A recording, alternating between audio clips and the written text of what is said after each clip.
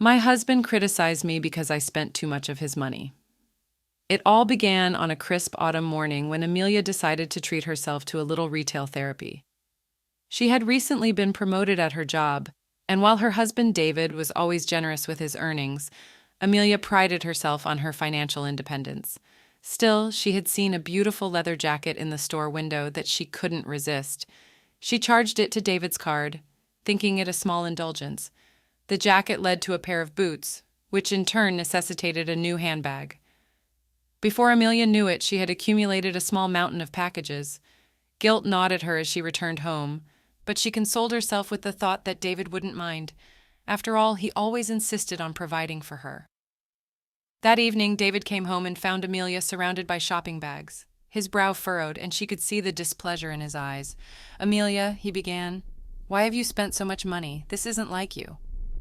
Caught off guard, Amelia felt her cheeks flush with embarrassment. "I just thought, well, I've been working so hard, and you always say you want me to have nice things." David sighed, rubbing his temples. "It's not about the money, it's about the principle. We agreed to make financial decisions together, remember?" Amelia nodded, feeling tears prick at her eyes. "I'm sorry, David, I got carried away." David took a deep breath, his expression softening.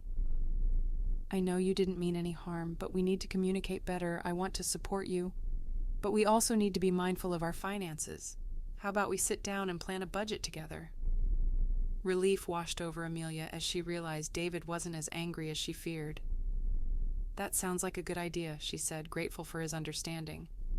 Over the next few days, they worked together to create a budget that allowed for occasional indulgences without going overboard.